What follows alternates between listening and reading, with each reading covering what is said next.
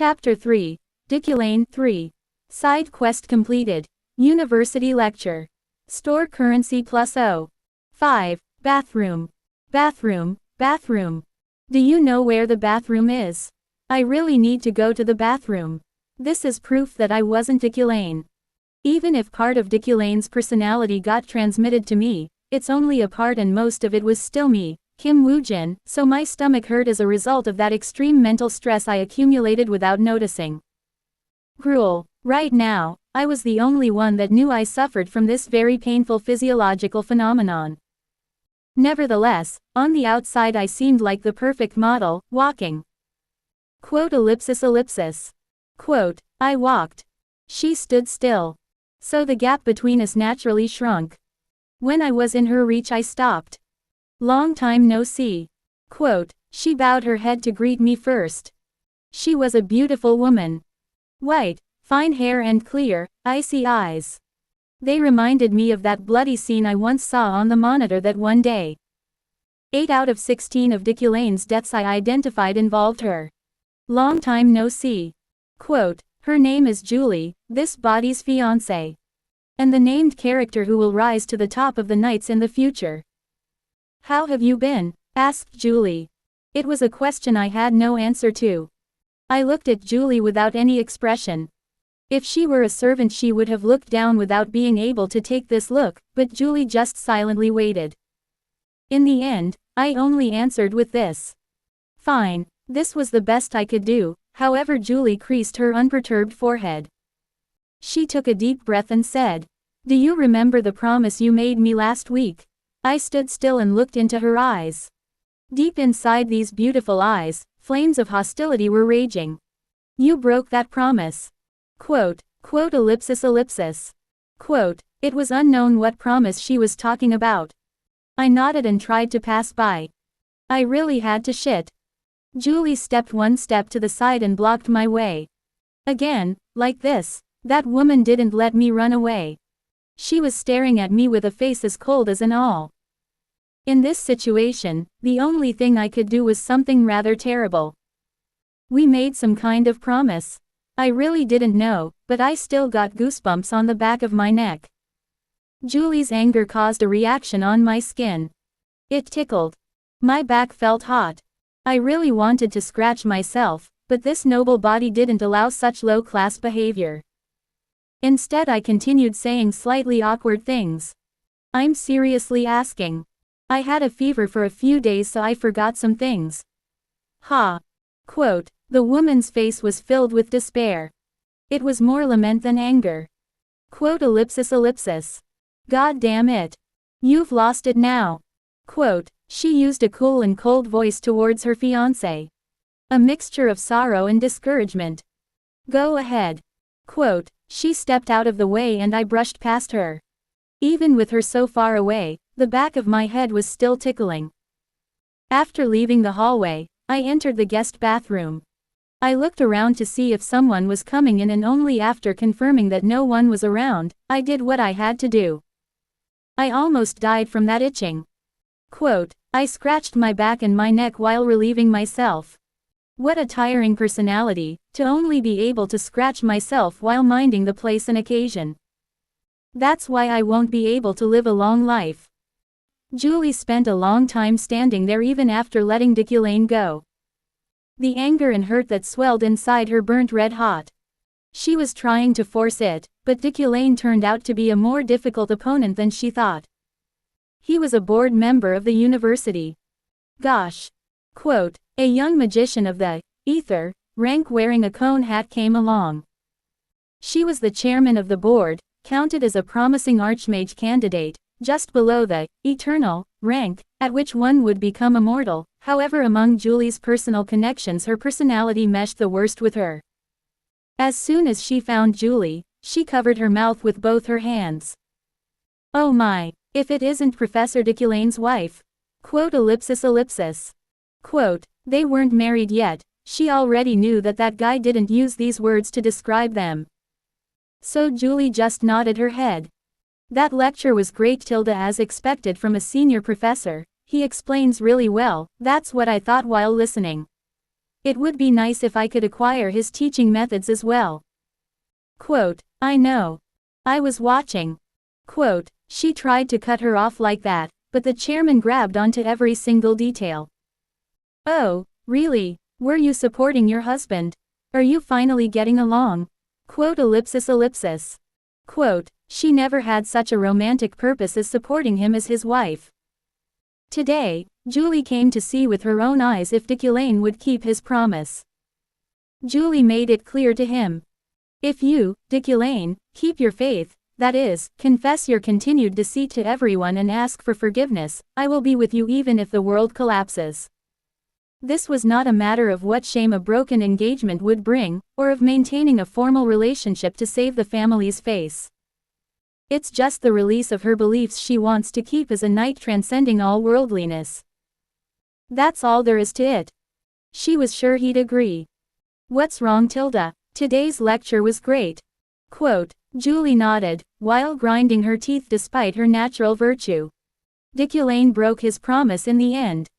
Achievements reached by stealing and extorting them from other people, not by his own ability. He didn't even repent on the wickedness and corruption behind it.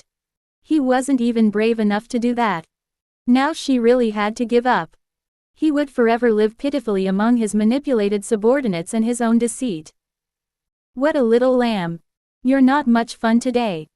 Well, good luck, I'll get going. The chairman left with her lips pouting. Julie was still standing on the marble floor as if she'd taken root. Deep inside her were a slew of distorted emotions that seemed to devour her.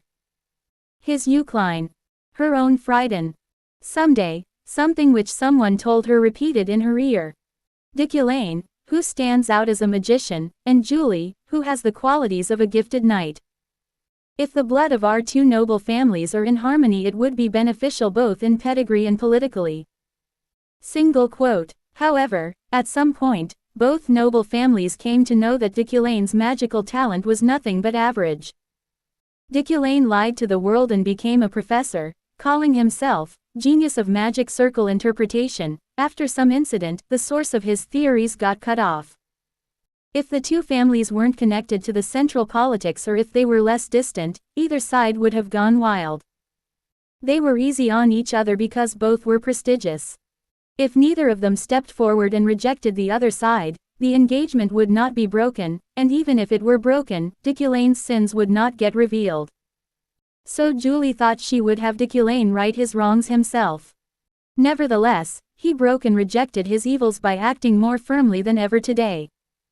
If so, now, she'll have to bring it about herself. The end of this contemptible engagement. No matter what, the end of this relationship shall come. Are you okay? The lieutenant, standing behind her back like a shadow, spoke in a low voice.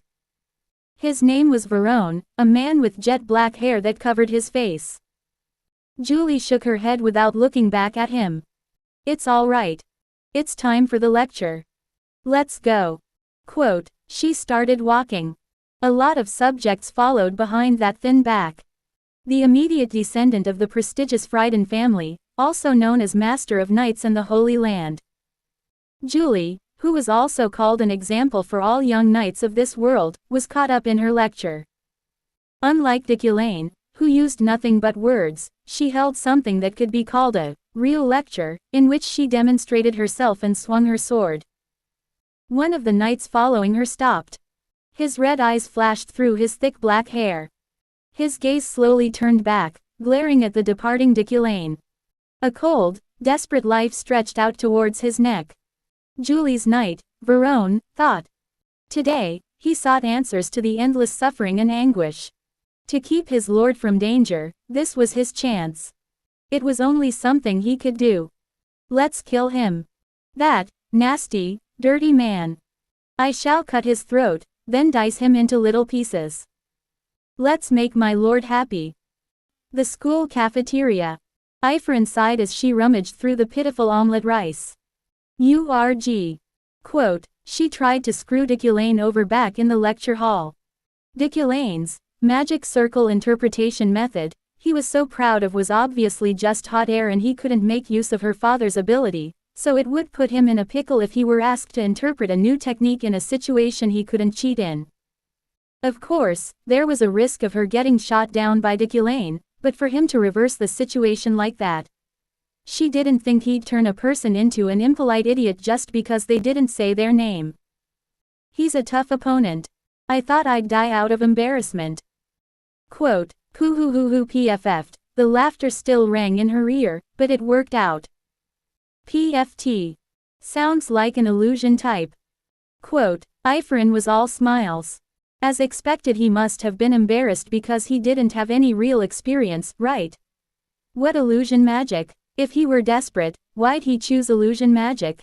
Illusion magic is a very difficult type of magic, because in order to overcome and deceive the perception and consciousness of others, it takes a tremendous amount of mana to the point where the cost-performance rate is utterly miserable. That's why a medium is essential when using most illusion-type magic techniques. But illusion-type magic without a medium, you're not only an idiot, you're a real idiot. Quote, that time she felt really satisfied.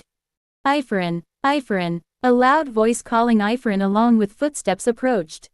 She looked over. They caught her eye last week at the newcomer orientation for magicians. Thank you. Huh, what? For what? Ifrin only blinked. That same sorcerer put his hands on her shoulders and shouted. The magic circle by the entrance of the dorm. Last night, an unidentified magic circle drawn with red liquid appeared on the sorcerer's dormitory's front door. It was a magic circle that has never appeared before in the academic world, so people were raging saying things like, it's the devil's work, but now newbies were all motivated saying things like, I'll analyze it and build my foundation on that. There was fierce competition for it in each division. What? But I didn't do anything. Quote, come on. You did nothing. You asked Professor Diculaine. Quote, huh, Ifrin felt embarrassed. I didn't ask him, I just screwed with him, you know. What are you talking about? Ah tilde, that's so awesome. We were so scared we couldn't even ask. You've got some balls. Quote, huh, no, wait a minute, that magic is really barrier magic? Ifrin was bewildered. So you're saying Diculaine was actually right? Yes. Really? If we assume it's barrier magic and reconstruct from there, it fits perfectly. Wow tilde, Professor Diculaine sure is great, isn't he? There was no medium, so how did he figure out that it's illusion type magic? Ifrin's mouth that slowly opened almost hit the table. From that wide open mouth only the sound of sharp breathing could be heard. Thank you, Ifrin. We're going to write up a report and hand it in. I'll write your name under it as well. Quote, no, you don't have to do that, but, yeah. Hand it in. Quote, okay. They hurriedly rushed away. Ifrin stared blankly at their back. What nice people they are. They could have just not said anything, but they said they'd share the credit. However, the situation itself wasn't good. Diculaine's reputation had gone up for no reason. He just got lucky. Did he guess? After some time, Ifrin, who was in denial, took out a piece of paper from her backpack. It was a plan with lectures, written by the professors at the tower, which were about to begin. Understanding Elemental Magic. Grade. Debutante Restricted, Advanced 5 credits. Lecturer. Diculaine von Granucline. Quote ellipsis ellipsis. Quote, Diculaine's lecture.